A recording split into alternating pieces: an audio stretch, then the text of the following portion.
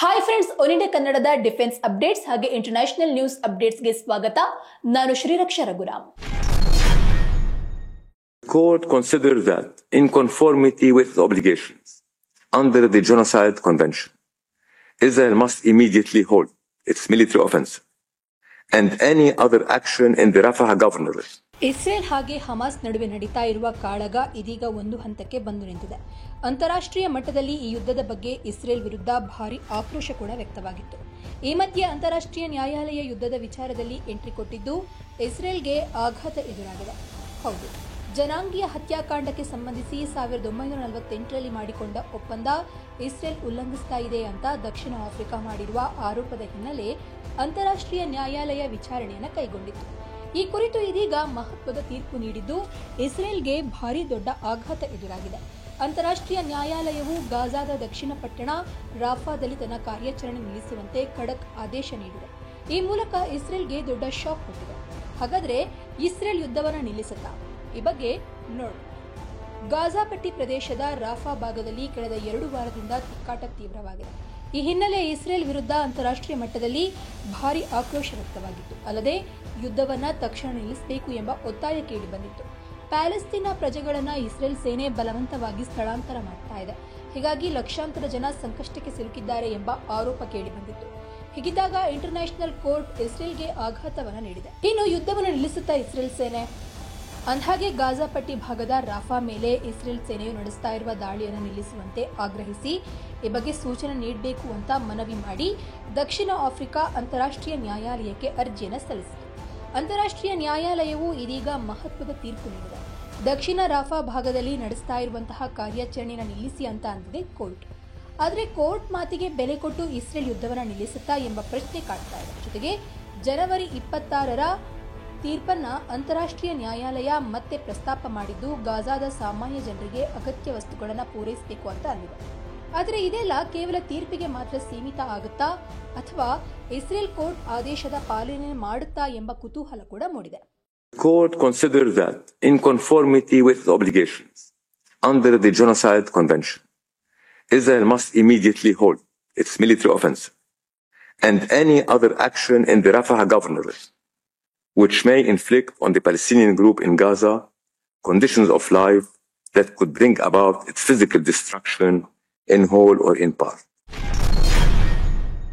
Israel ಪ್ರಧಾನಿ Benjamin Netanyahu ಅವರು ಲೆಬನಾನ್ಗೆ ಆಶ್ಚರ್ಯಕರ ಮಿಲಿಟರಿ ಯೋಜನೆಗಳನ್ನು ಹೊಂದಿದ್ದಾರೆ ಅಂತ ಹೇಳಿದ ಬೆನ್ನಲ್ಲೇ ಹಿಜ್ಬುಲ್ಲಾ ನಾಯಕ ಹಸನ್ ನಸ್ರಲ್ಲಾ ಇಸ್ರೇಲ್ ವಿರುದ್ಧ ಆಶ್ಚರ್ಯಕರ ದಾಳಿಗಳನ್ನು ನಡೆಸುವುದಾಗಿ ಬೆದರಿಕೆಯನ್ನು ಹಾಕಿದ್ದಾರೆ.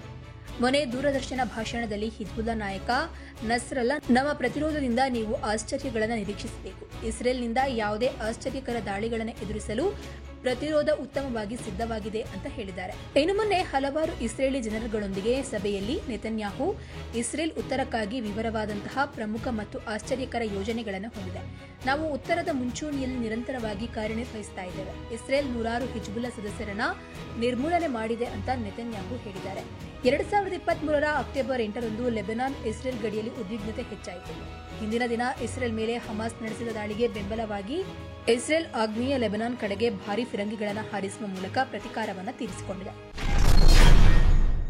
ತೈವಾನ್ನ ನೂತನ ಅಧ್ಯಕ್ಷ ಲಾಯ್ ಚಿಂಗ್ ಟೆ ಚೀನಿ ಸಾರ್ವಭೌಮತ್ವದ ಕುರಿತು ಆಕ್ಷೇಪವೆತ್ತಿ ಸ್ವಾತಂತ್ರ್ಯದ ಕುರಿತು ಮಾತನಾಡಿದ ಬೆನ್ನಲ್ಲೇ ಸಿಟ್ಟಿಗೆದ್ದಿರುವಂತಹ ಕಮ್ಯುನಿಸ್ಟ್ ಸರ್ಕಾರ ತೈವಾನ್ ಸುತ್ತಲೂ ಭಾರೀ ಪ್ರಮಾದ ಸಮರಾಭ್ಯಾಸದ ಮೂಲಕ ದಿಗ್ಬಂಧನವನ್ನು ವಿಧಿಸಿದೆ. ಅಲ್ಲದೆ ಸ್ವಾತಂತ್ರ್ಯದ ಮಾತನಾಡುವವರಿಗೆ ರಕ್ತಪಾತದ ಎಚ್ಚರಿಕೆಯನ್ನು ಕೂಡ ಕೊಟ್ಟಿದೆ. ಚೀನಾ ಸೇನೆ ತನ್ನ ಭೂ, ವಾಯು, ನೌಕಾ ಸೇನೆಯನ್ನು ಒಟ್ಟುಗೂಡಿಸಿ ತೈವಾನ್ ಜಲಸಂಧಿ, ತೈವಾನ್ ಉತ್ತರ, ದಕ್ಷಿಣ ಮತ್ತು ಪೂರ್ವ ಪ್ರದೇಶದ ಸಮುದ್ರದಲ್ಲಿ ಜಾಯಿಂಟ್ ಸ್ವಾರ್ಡ್ 2024A ಎಂಬ ಹೆಸರಿನಲ್ಲಿ ಸಮರಾಭ್ಯಾಸವನ್ನು ಆರಂಭಿಸಿದೆ. ಇದನ್ನು ಚೀನಾ ವಿದೇಶಾಂಗ ಮಂತ್ರಿಯು ಶಿಕ್ಷಾ ಸಮರಾಭ್ಯಾಸ ಎಂಬುದಾಗಿ ಬಣ್ಣಿಸಿದ್ದು, ತಮ್ಮನ್ನು ಎದುರು ಹಾಕಿಕೊಂಡಲ್ಲಿ ತೈವಾನ್ ಪರಿಸ್ಥಿತಿ ಹೇಗಿರುತ್ತೆ ಎಂಬುದನ್ನು ತೋರಿಸುವ ಸಲುವಾಗಿ ಈ ಸಮರಾಭ್ಯಾಸವನ್ನು ಕೈಗೊಂಡಿದ್ದೇವೆ ಅಂತ ತಿಳಿಸಿದ್ದಾರೆ.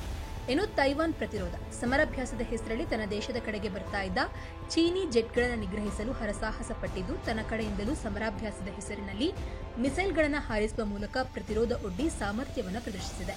ಸ್ನೇಹಿತರೆ, ಚೀನಾ ತೈವಾನ್ಗೆ ಯುದ್ಧದ ಎಚ್ಚರಿಕೆ ನೀಡಿದ ಬೆನ್ನಲ್ಲೇ ಚೀನಾದ 62 ಸೇನಾ ವಿಮಾನಗಳು ಮತ್ತು 27 ಯುದ್ಧ ನೌಕೆಗಳು ತನ್ನ ವಾಯು ಪ್ರದೇಶದಲ್ಲಿ ಕಾರ್ಯಾಚರಣೆ ನಡೆಸ್ತಾ ಇರುವುದನ್ನು ತೈವಾನ್ನ ರಕ್ಷಣಾ ಸಚಿವಾಲಯ ಪತ್ತೆ ಮಾಡಿದೆ.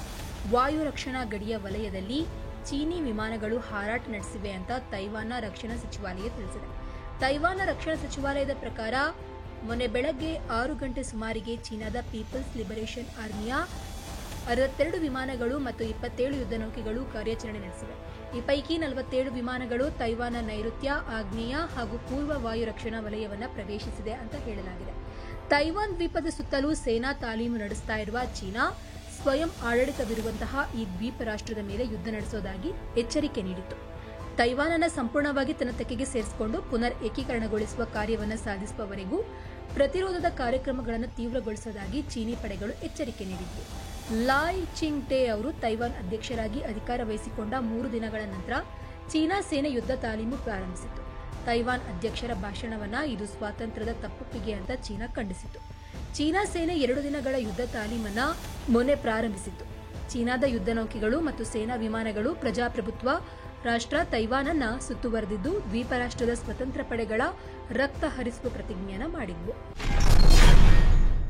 ಭಾರತ ವಿರೋಧಿ ಧೋರಣೆಯಿಂದ ಗುರುತಾಗಿರುವಂತಹ ಈಗಿನ ಮಾಲ್ಡೀವ್ಸ್ ಸರ್ಕಾರ ಭಾರತದಿಂದ ವಿನಾಯಿತಿಗಳನ್ನು ಗಿಟ್ಟಿಸಿಕೊಳ್ಳಲು ಯಶಸ್ವಿಯಾಗ್ತಾ ಬಂದಿದೆ. ಇತ್ತೀಚೆಗೆ ಭಾರತ ಮಾಲ್ಡೀವ್ಸ್ ದೇಶಕ್ಕೆ ಹೆಚ್ಚು ಆಹಾರ ವಸ್ತುಗಳನ್ನು ರಫ್ತು ಮಾಡಿದೆ. ಶೀಘ್ರದಲ್ಲೇ ಮಾಲ್ಡೀವ್ಸ್ನಲ್ಲಿ ಭಾರತದ ರುಪೇ ಸರ್ವಿಸ್ ಚಾಲನೆಗೊಳ್ಳಲಿದೆ. ಭಾರತದಿಂದ ಆಮದು ಮಾಡಿಕೊಳ್ಳಲಾಗುವ ವಸ್ತುವಿಗೆ ಮಾಲ್ಡೀವ್ಸ್ ದೇಶ ತನ್ನ ಸ್ಥಳೀಯ ರುಪಿಯಾದಲ್ಲೇ ಹಣವನ್ನು ಪಾವತಿಸಲು ಭಾರತ ಅವಕಾಶ ಕೊಡ್ತಾ ಇದೆ. ಆರ್ಥಿಕವಾಗಿ ನಲುಗ್ತಾ ಇರುವಂತಹ ಮಾಲ್ಡೀವ್ಸ್ ದೇಶಕ್ಕೆ ಭಾರತ ಒಂದಿಲ್ಲೊಂದು ರೀತಿಯಲ್ಲಿ ಸಹಾಯವನ್ನು ಮಾಡಲು ಮುಂದಾಗಿದೆ. ಅತ ಮಾಲ್ಡೀವ್ಸ್ ದೇಶ ಭಾರತದಿಂದ ಲಾಭವನ್ನು ಮಾಡಿಕೊಳ್ತಲೇ ಭಾರತ ವಿರೋಧಿ ಶಕ್ತಿಗಳೊಂದಿಗೆ ಕೈ ಜೋಡಿಸ್ತಾ ಇದೆ. ಮಾಲ್ಡೀವ್ಸ್ನಲ್ಲಿದ್ದಂತಹ ಬೆರಳೆಣಿಕೆಯ ಭಾರತೀಯ ಸೈನಿಕರನ್ನ ವಾಪಸ್ ಕಳುಹಿಸಿದೆ. ಚೀನಾ ಜೊತೆಗೆ ಹಲವು ಒಪ್ಪಂದಗಳನ್ನು ಮಾಡಿಕೊಂಡಿದೆ. ಇತ್ತೀಚೆಗೆ ಟರ್ಕಿ ದೇಶದಿಂದ ಬೈರಾಕ್ತರ್ TB2 ಡ್ರೋನ್ಗಳನ್ನು ಖರೀದಿಸಿದೆ. ಭಾರತದ ಡಾರ್ನಿಯರ್ ಹೆಲಿಕಾಪ್ಟರ್ಗೆ ಬದಲಾಗಿ ಈ ಡ್ರೋನ್ಗಳನ್ನು ರಾಷ್ಟ್ರೀಯ ಭದ್ರತೆ ಮತ್ತು ಸಾಗರ ಕಾವಲು ಕಾರ್ಯಕ್ಕೆ ಬಳಸಿದೆ. ಇನ್ನು ಭಾರತ ವಿರೋಧಿ ಶಕ್ತಿಗಳಂತ ಗುರುತಿಸಲಾಗಿರುವ ಚೀನಾ ಮತ್ತು ಟರ್ಕಿ ದೇಶಗಳಿಗೆ ಮಾಲ್ಡೀವ್ಸ್ ನೆಲೆಯನ್ನು ಕಲ್ಪಿಸ್ತಾ ಇದೆಯಾ ಅಂತ ಅನಿಸಿರಬಹುದು. ಶ್ರೀಲಂಕಾದಲ್ಲಿ ಚೀನಾ ಈಗಾಗಲೇ ನಿಧಾನವಾಗಿ ನೆಲೆಗಳನ್ನು ಆಕ್ರಮಿಸಿಕೊಳ್ಳುವ ಹಾದಿಯಲ್ಲಿದೆ. ಮಾಲ್ಡೀವ್ಸ್ ಕೂಡ ಚೀನಾ ತೆಕ್ಕೆಗೆ ಜಾರ್ತಾ ಇದೆ.